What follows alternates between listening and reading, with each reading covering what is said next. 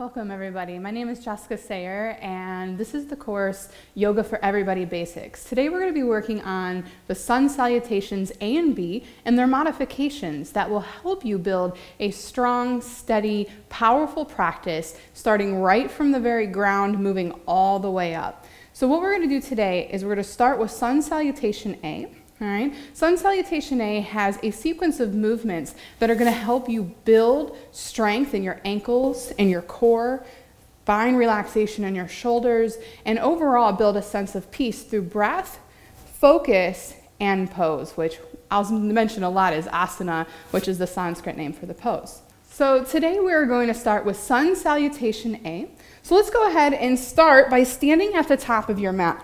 Once you get to the top of your mat, really root down by bringing your feet about no wider than hips width apart. Lift all 10 toes and place one down at a time, spreading your toes, getting into the yogi toes, and then start to gently press into your heels. Start to really root down through the base of the feet and you'll feel stable because ultimately Tadasana is a good balance pose. Now start to feel the kneecaps lifting up through the quadriceps into your pelvic floor and gently tuck the tailbone. Now that we have a nice, strong, stable base, allow your shoulders to relax as you turn your palms forward, gently spreading the fingers. As we breathe here, we start to focus on the inhales in through the nose and the exhales out through the nose. You'll see that I'm focusing towards the ground with my gaze. I'm looking here for a dristi, which is something not moving to send your basic focus to. Feel yourself looking at the dristi. Keep breathing in through the nose and out through the nose, finding that sense of peace and relaxation just here in Tadasana, your standing mountain pose. Now, as you find the root down here, we're going to move into what's called high mountain pose or Urdhva Hastasana in Sanskrit by gently inhaling and bringing the arms up into the air. Sometimes I like to look up to get a nice deep stretch and plug my fingers back into the sky and then bring the chin back level with the floor. You'll feel the shoulders want to rise up to your ears, but see if you can still slide the shoulder blades down the back. Now, as you gently exhale, start to bend forward, really hinging from the waist, bringing the hands all the way down to the mat in this nice standing forward fold. Now that you're here in this forward fold, we're going to hang out here for just a quick second. A lot of the times we want to send the weight back into the heels. If you can, try and shift some weight into the front of your toes. Keep lifting through the crown of the head and exhale as you fold in even a little bit deeper into your standing forward fold. Breathe. Then take a nice inhale into a halfway lift so you can rise to the tips of your fingers. You want a nice flat back here, reaching from the tailbone through the spine, out through the crown of your head, still finding that dristi. Gently drawing the navel in, engaging your core center. And then exhale as you fold. Plant the hands. We're going to step back to a high plank position. So you're finding your high plank here. What you want is the wrist and the shoulder in alignment, chest slightly between the hands, and a nice root still really drawing the tailbone under, pulling up on the pelvic floor. Keep breathing here. I know sometimes planks we're like, woo, what are we doing? We're hanging out. All right. So then as you're going to lower down now into what's called Chaturanga, you gently tilt forward on the toes, slowly bend at your elbows as you exhale and lower down. All right. So this is where we're going to pause because you might be thinking at this point, okay, lady, I don't know about this. You know, this is getting a little difficult. So if this is your first time to Chaturanga, you can always bring your knees down. You don't have to keep your knees up. Right? You can bring the knees down and just let all 5 toenails hit the mat though. Don't keep the toes curled under just yet. And as you exhale, it's very important when you lower that you keep the elbows hugging into the body. Right? So now all 5 toenails are on the ground. The hands are alongside the chest. As you inhale and lift up into your upward facing dog and see if you can press in the tops of your feet and lift your thighs. If you can't lift your thighs yet, don't worry. You can keep them down. Just focus on your breath, breathing here. Now we're going to curl the toes under, lift that tailbone high as you press back into downward facing dog. Look at your toes. You might have to adjust your feet, right? You just don't want them too close and you don't want them really close together. You want to feel that the feet are about 2 fist width apart and your heels are really rooting down into the mat. So again, we're going to pause here and just work on our downward facing dog, because down dog is very important in your practice. All right, down dog looks like an upside down V. We don't want to have too much round in the upper back. We want to feel that we're not putting too much pressure on the shoulders or we're starting to shake. You really want to feel strong and rooted in this pose, as it's going to build a lot for your practice. So when you're in down dog, your feet are about 2 fists width apart. If your heels are still up, it's all right. Just breathe into that and keep sending the weight into the heels, pressing into the heel of your hands, moving the belly towards the thighs. Really spread your fingers. Breathe here. Now, from here, we repeat some of the moves we made earlier. By inhaling, look between your hands and stepping forward to the top of the mat, right into that halfway lift. Then exhale and forward fold. Now gently inhale as you roll up. Bring the arms overhead back to high mountain. And then exhale, arms back to side of body, Tadasana mountain pose. There's a point in this that a lot of people have a problem coming from the back of the mat to the front of the mat when you're first starting your practice from down dog to halfway lift. So there's a couple modifications that I'm going to touch base on here. So you're in your downward facing dog, looking at your toes, hanging out, and the teacher says, or that's me at this point, inhale, look between your hands, right? And you're thinking, how am I going to get my feet up there, you know? What if I get stuck? So if you get your foot about halfway and you're stuck and you're like, all right, instead of shortening it, you can bring your hand to the back of your calf, help the one foot up, and then step forward. Right? And that's a nice help. This way it still allows you to lengthen through the spine, having a nice flat back. If you're in down dog and you still don't like that, you can do what I call the Sumo Walk. You can take one foot out to the side and then bring one foot in and step the other foot up, finding that nice halfway lift. Then exhale and forward fold over the legs again. Inhale, roll it all the way back up, high mountain. Exhale, arms at side of body, mountain pose. So sun salutation builds so much strength through the body, and you can do these relatively quick once you start to learn them. But here we're just going to move through one together with our breath. If you need the modifications, put them into play. Take those modifications as we move into this before we move into sun salutation B. So step back to the top of your mat, bringing your feet about a fist width apart on this one, all right? Spreading your toes. Lift them. Place one down at a time. Press through your heels. Tuck that tailbone. Palms forward. Give you nice, soft shoulders. Let out a deep exhale and find that Dristi in Tadasana mountain pose. Inhale, bring the arms up. High mountain pose, really reaching up. And then exhale, fold from the waist, coming into your standing forward bend. Uttanasana, letting the head drop. Don't hold it up. Don't crank the head, forehead towards the shins. Give me a nice inhale, halfway lift, flat back. You can come to the tips of your fingers. One modification here, hands to the front of the shins. So you can press into the shins, elongate, reach through the crown of the head.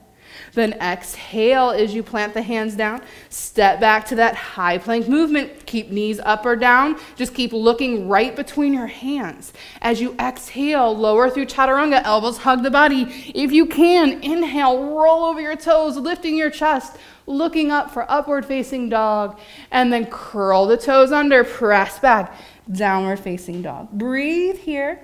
Look at your toes. Find your down dog alignment. In and out.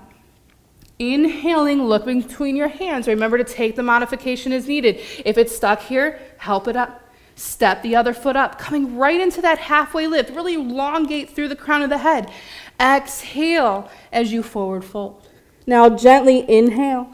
Roll it up, bring the arms overhead, high mountain pose. Exhale, arms at side of body, Tadasana mountain pose. So, how did you do? All right, hopefully you are having a good time and you're breathing and you're starting to tie the Dristi and the breath and the movement together. All right, so the next one that we're going to work on is Sun Salutation B, all right, known as Surya Namaskara B in Sanskrit. This one adds in a chair pose and a warrior one, and we're going to use some of the same modifications that we learned in Sun Salutation A to help us move through this one. Now, it's been said that 12 sun salutation Bs a day can cure insanity. However, you know, we can kind of use our own discrepancy at that. All right, so let's step back to the top of the mat. All right, the same thing here. We start with a nice mountain pose and we root down through all four corners of our feet. But this time we're going to bring the feet a little close together because instead of high mountain, we're going to start with chair pose by inhaling, bending at the knees, bringing the arms up. Really reach, plug the fingers into the sky and tuck your tailbone. Sometimes we stick our butt out. We don't want to do that. We want to tuck it under. Then exhale. And again, forward fold. Remember, you're going to see a lot of the same movements, but we're going to add some in. Then a nice inhale, halfway lift, flat back. Reach through the crown of your head. Maybe hands are at the shins, even at the thighs if you need it. Exhale, hands down. Step back. Lower through your chaturanga. Let the elbows hug in. Inhale, lift the chest, look up. Upward facing. Exhale, press it on back for me, downward facing dog. All right, so here's where we kind of start to add in that other pose. Warrior one. What's warrior one, you ask, if you're brand new to this? You look between your hands, and if your right foot gets caught here, you take your right foot, help it up. The left heel is going to turn in and down at about a 45-degree angle. As you inhale and rise up, bringing the arms into the air. All right? Another good way to explain this, if the back of the foot wants to stay way far back here, we don't want that. We want the toes angled forward. Think that you're on this nice big clock dial, right? And 12 o'clock is the front of your mat. You want your back toes angled at 10 o'clock on the left side. The front toes are pointed straight forward at 12, okay? Feel your hips gently squaring forward, arms up, shoulders up, right? And you're thinking now, how am I going to get out of this? Where am I going from here? Exhale, the hands come back down. All right, so again, if you get caught here and you're like, ooh, this movement's a little tough, you can always drop the left knee, bring the right foot back, then come into your high plank or keep those knees down. Exhale, chaturanga. Inhale, back bend, lift the thighs or keep them down. And then curl the toes under by flipping one then the other, pressing back, downward facing dog. So you don't feel lopsided, we got to do the same thing on both sides. So take that left foot, inhale, look between your hands, step it up. Remember, if it gets caught, help it up. See how I immediately turn the right heel in and down. Arms come up as I inhale. If we're at the clock dial, back toes are now pointed at 2 o'clock on the dial. Our hips squaring forward, shoulders soft. If we keep a bend kind of back here in the knee, we're not going to get the full depth. So that knee wants to go at like a 90-degree angle. Keep going deep into that bend, squaring your hips forward, finding a dristi, something on the ground, because this is balance, right? Give me a nice big inhale, and as you exhale, float the hands down to the mat. Step that left leg back. Exhale down through chaturanga. Inhale into your back bend, lift the chest, look up. Exhale, curl the toes under, press back. Downward facing dog. Woo, all right, keep drawing the navel in, relax the head, try to look at the toes. Once you get more comfortable, you can keep tucking the chin in, looking up towards your navel, okay? Deep breath here in, and deep breath out. Now inhale, look between the hands, step the feet both together forward, right to that halfway lift. Exhale and fold. You guessed it, we're coming back to chair pose, so bring the feet together. Bend at the knees, inhale the arms up, and then straighten those legs. Stand tall, Tadasana, mountain pose. Woo, 12 of those in a row. I'm telling you, it will cure your insanity. However, today we are working on building through the basics, that inner fire, that strength, all those modifications. Now, one more thing I want to touch on is in our upward facing dog. That whole transition there. If up dog isn't really in your practice just yet, or you'd like a nice gentle modification for this, when you're coming down through chaturanga, if you have your knees down and you're lowering, keep the thighs down. Maybe you don't lift up so high and you just lift the chest nice and gentle into a little cobra pose. Just try not to crank the head up like this. Keep it in line, gently looking down, and then relax the chest as you exhale. You can curl the toes under, come to tabletop, and then press back to downward facing dog. It's always a very nice modification, working through that, and then you can adjust the feet as needed. Here's something about your downward facing dog though. You can always check in with your alignment. So say my down dog was way too short, right? My down dog's really short. I'm hanging out here. I'm like, really like, I'm even gonna make it shorter. You want to be able to roll forward to a high plank without having to move your hands or your feet. So if I was to roll forward to a high plank here, you see I would be way too far forward. So I'd have to move my hands forward and from down dog, be able to roll forward to a nice high plank where you don't have to move your hands or your feet, because then you know you're ready for that nice chaturanga. And you're working into that rolling over the toes action into your upward facing dog. So when you're working on this, focus on alignment, focus on form. Chaturanga is keeping the elbows hugged in. It's having the wrist placement. Chaturanga is going to build so much strength for all your practice. It is basically everything. If you're going to get into arm balances, you really like those arm balances, it's all found in the chaturanga, right? So when you're lowering, you lower down and you see that the elbow and the wrist stay in alignment, that the hands are relatively not really far forward. If I tried to lower to chaturanga like this, if I came all the way down, then I would be really short for my upward facing dog. So finding that proper plank alignment in downward facing dog is really going to help you with everything else. And you'll see I'll press right back to down dog, maybe adjust my feet a little bit, but not too much. Then you're ready to inhale, look between the hands, step it forward, halfway lift. Exhale, fold. We come into that chair pose. And then exhale, mountain pose. Oh, all right. So let's try that whole thing one more time before we move on to the next segment. So step back to the top of the mat. All right, really root down through your feet, shoulders nice and soft, palms face forward. We always start in our strong mountain pose. Take an inhale into chair pose, and then exhale and forward fold over the legs.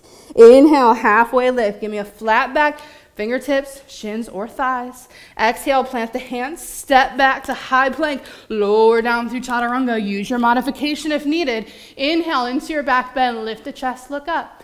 Exhale, curl the toes, maybe one, then the other. Press back, downward facing dog. Now inhale, step the right foot forward. Turn that left heel in and down, bring the arms up, warrior one. Nice deep inhale, square those hips forward. Exhale, float your hands down.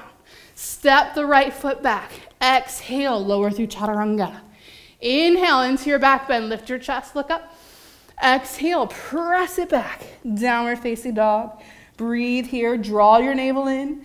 Then inhale, look between your hands. Step the left foot forward. Turn that right heel in and down. Bring the arms up. Nice big inhale. Come to the top of your inhale. And then exhale. The hands float down. Step back. Lower through chaturanga. Inhale into your back bend. Lift your chest, look up. Nice deep breath. Exhale, curl the toes under. Press back, down dog. Look at your toes. Draw the navel in. Feel the heels moving towards the mat. This is your time to reset for a moment. Then take an inhale, look between the hands. Step those feet forward. If it gets caught, help it up. Right into that halfway lift. Exhale, forward fold. Inhale, chair pose. Bend at the knees, bring the arms up. And exhale, mountain pose. Woo! I hope you're building a little bit of heat and fire in the body, which definitely gets you ready for the rest of your practice. You can see how when we do these in the beginning of a practice, how it really helps you to be open and ready for other poses in the practice. Keep coming back to your mat time and time again, using these as a way to strengthen your body and mind and soul for flexibility and strength. Thank you.